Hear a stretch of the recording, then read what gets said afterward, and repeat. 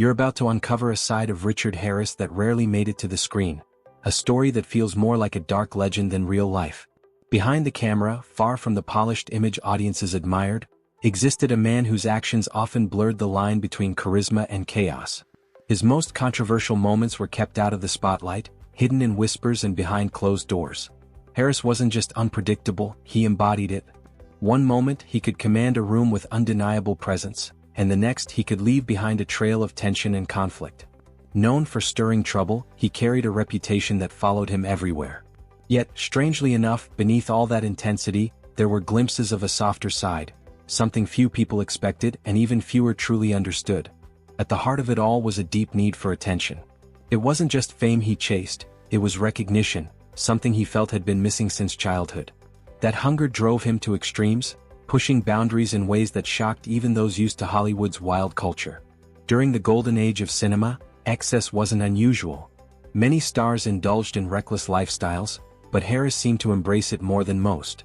Chaos wasn't a byproduct of his life, it was something he actively courted. In his early career, Harris made his mark in action-packed roles, particularly in war films. But limiting him to one genre would be a mistake.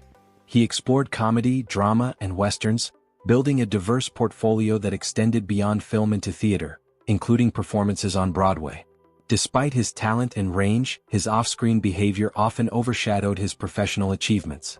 For many, his reputation as a troublemaker became just as defining as his acting. Some even went as far as to describe him in extreme terms, not just a rebellious figure but something far more intense. Of course, that's an exaggeration. But when you hear the stories, you begin to understand why people spoke that way. Harris himself once hinted at having connections in dangerous circles during an interview, adding fuel to an already growing myth around his persona. Still, what made his story more compelling was not just what he did, but the fact that he seemed fully aware of it. There was no illusion of innocence. Harris knew when he crossed the line, and at times, it appeared to amuse him. He leaned into his image, almost as if he feared being forgotten more than being disliked. That fear shaped much of his behavior. He constantly pushed himself into the spotlight, sometimes in ways that were difficult to defend. His interactions with others could be harsh, even confrontational. Directors, co-stars, producers, no one was completely safe from his temper. He had a tendency to dominate conversations, escalate conflicts, and assert himself in ways that left lasting impressions, not always positive ones. One incident involved legal trouble after accusations of drinking on set.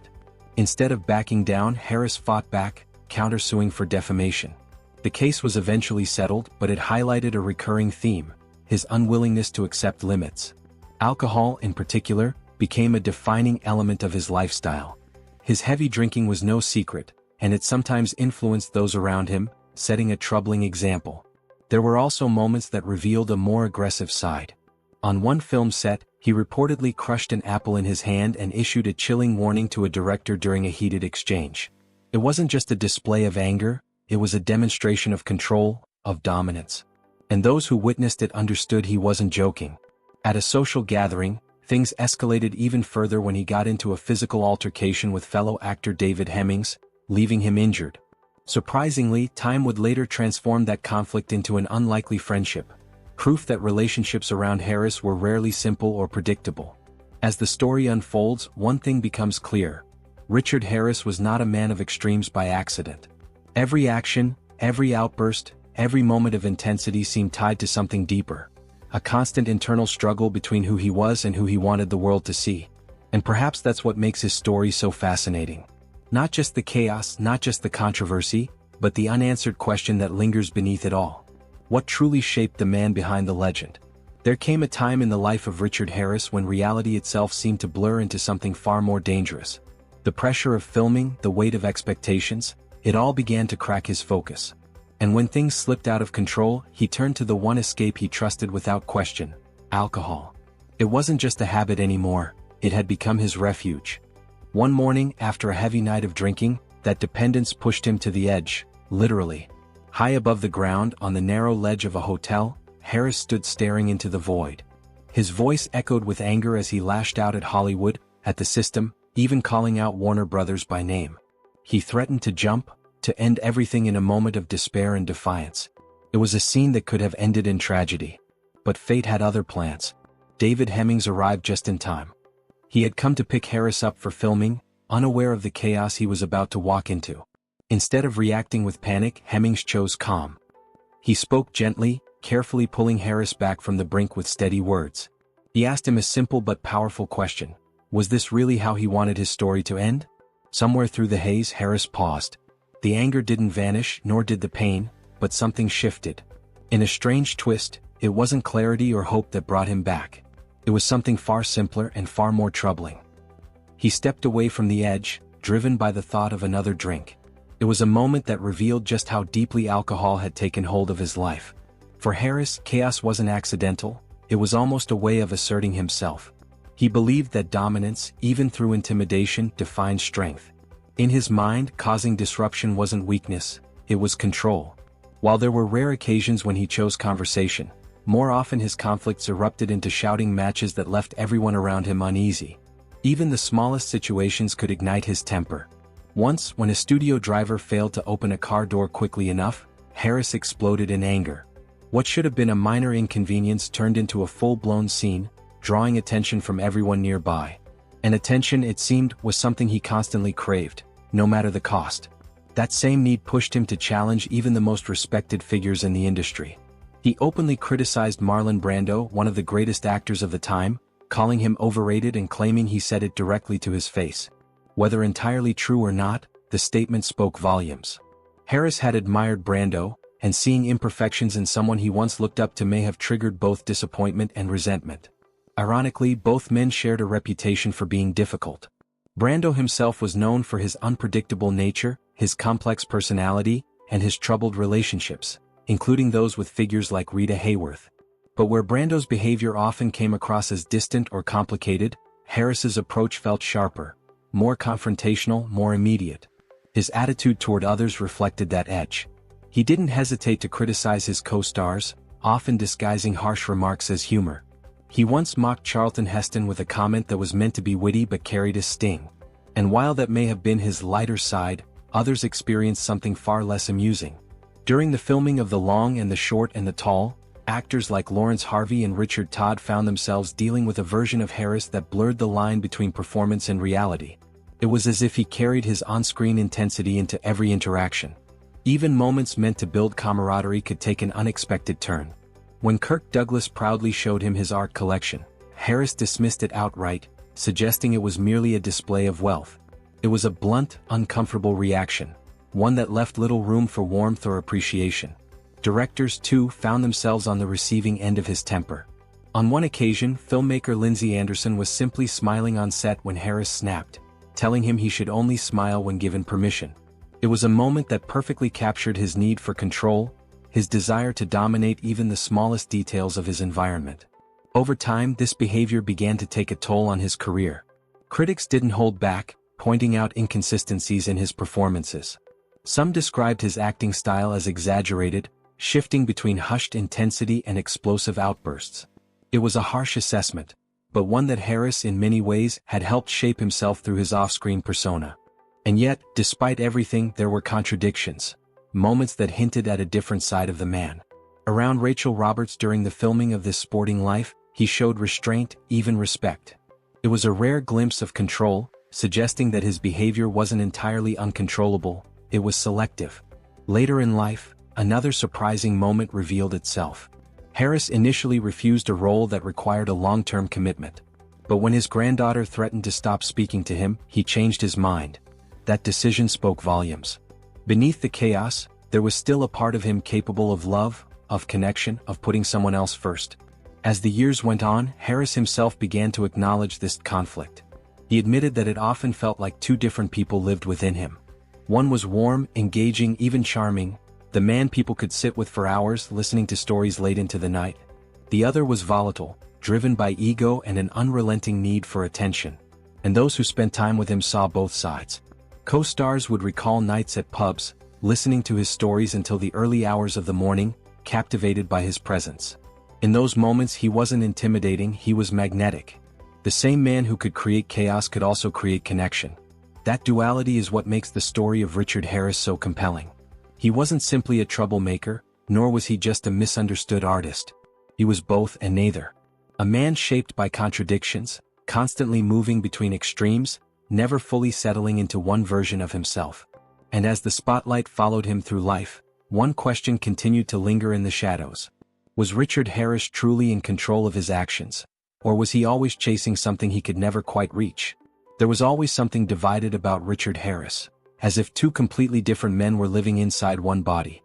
One side could be warm, magnetic, even deeply engaging. The other craved attention at any cost, stirring chaos simply to feel seen. So where did this duality come from? Was he shaped by fame or was something deeper already there? The truth lies somewhere in between. Harris wasn't born a villain, and he wasn't entirely a victim of Hollywood either. The industry didn't create his darker traits, it simply gave him the stage to express them. His story begins on October 1, 1930 in Limerick, Ireland. He was born into comfort, not struggle. His childhood home, Overdale, stood as a large 19th-century red brick house with 9 bedrooms, located in a well-off part of town. His father was a successful mill owner, and the family lived with privileges, chauffeurs, servants, and financial stability. This wasn't the background many imagined when they later saw Harris's wild behavior. In fact, even Harris himself often leaned into the myth that he came from a rough, difficult upbringing, as if it better fit the image he projected to the world. But the reality was more complicated. Despite the comfort around him, there was something missing, something he would spend much of his life chasing: attention. As one of 7 children, Harris often felt overlooked, just another face in a crowded household. He later admitted that he barely knew his parents and they barely knew him. That emotional distance left a mark. And like many who feel unseen, he found his own way to change that. He began acting out. At home, he became disruptive, even difficult. But in his mind it worked. The more trouble he caused, the more attention he received. It didn't matter if it was negative, at least it was something. Over time, that behavior became part of who he was. His parents, overwhelmed, eventually found relief when he was sent to school. But things didn't improve there either. At school, Harris quickly gained a reputation. He challenged authority, pushed boundaries, and tested limits. Teachers found him exhausting, and eventually one prank went too far. He was expelled, an outcome that seemed almost inevitable given his behavior. But instead of changing direction, Harris continued down the same path. At 17, he began working for his father as a delivery driver. It could have been a chance to settle down, to find structure. Instead, it became another chapter of rebellion. On one errand, he took a detour to a pub, drank heavily, and caused damage on his way back. An incident that brought him into contact with the police. It wouldn't be the last time. In fact, his encounters with law enforcement became so frequent that he grew almost comfortable with them, even casually visiting the station late at night. Yet, amid all the chaos, there were 2 things that genuinely grounded him. The first was rugby. Harris loved the sport, and more importantly, he excelled at it. It gave him an outlet, a way to channel his aggression into something structured and competitive. For a time, it seemed like rugby might define his future. But fate intervened. Illness cut that path short, forcing him to step away from the game he loved. That loss left a void. With rugby gone, Harris turned his focus to acting. When he told his family about his ambition, they supported him, even offering to fund his training. It was a turning point, but not without its own complications. On the day of his drama school interview, Harris was nowhere to be found. When he finally arrived, he was disheveled, covered in dirt and leaves. By all expectations, he should have been turned away. Instead, somehow he was accepted. And just like that, a new chapter began. London opened up a world of possibilities and temptations. Harris threw himself into the lifestyle, embracing the city's energy with intensity. Relationships came and went quickly. There was no stability, no permanence. He moved from one experience to another, chasing excitement, chasing attention, chasing something he couldn't quite define. But success didn't come easily. For a time, he struggled to find his footing. Ironically, the very habit that would later damage his life played a role in his early breakthrough. During one drinking session, he overheard a conversation about a theater production looking for an older actor. Without hesitation, Harris reached out to the company, Theater Workshop. When told the role required someone much older, he insisted he could pass for 50. His worn appearance, shaped by hardship and neglect, worked in his favor. He got the role, and with it, his first real opportunity. But even as his career began to rise, his personal life grew more complicated. Harris married Elizabeth Rees Williams, a decision that seemed, at first, like a step toward stability. But behind closed doors, the reality was far from calm. his drinking worsened and his behavior became increasingly volatile. Arguments escalated, and at times, his actions turned deeply troubling. Friends who witnessed these moments were shocked, seeing a side of him they hadn't fully understood before. Elizabeth stayed longer than many expected, perhaps hoping he would change. But the pattern continued. Harris would disappear for days, drinking heavily, sometimes ending up in strangers' homes. In one instance, a stranger even called Elizabeth to inform her of his whereabouts. Her response was simple: keep him. Eventually she left. Yet, in a surprising twist, the two later developed a strong friendship, showing once again the complexity of Harris's relationships. He would go on to marry again, but by then, his struggles had deepened. His career began to slow, and alcohol took an even stronger hold on his life. His moods became unpredictable, one day calm, the next explosive. In an attempt to cope, he developed additional dependencies, further affecting his health. Over time, the consequences became impossible to ignore. Blackouts, declining strength, and worsening health followed. Eventually, he tried to distance himself from drinking, especially after his second marriage ended. Despite everything, he maintained contact with his former partner, showing glimpses of emotional connection even in difficult times. But the damage had already been done. In his later years, Harris's health deteriorated significantly. He was diagnosed with lymphatic cancer, though he didn't fully realize the severity at first. Living in his favorite place, the Savoy Hotel, he dismissed his declining condition as something less serious. By the time his family found him, he was too weak to walk. At the age of 72, Richard Harris passed away, leaving behind a legacy as complex as the man himself. In the end, it wasn't just his career or his controversies that defined him. It was the regret he carried. He spoke openly about feeling absent from his children's lives, about the moments he couldn't get back. And perhaps that's the most human part of his story. Because behind the fame, the chaos, and the contradictions, there was a man who spent his entire life searching for attention, for meaning, for something that always seemed just out of reach. And even now, his story leaves us with one haunting question. Was Richard Harris ever truly at peace with himself? Or was he always chasing something he could never quite hold on to?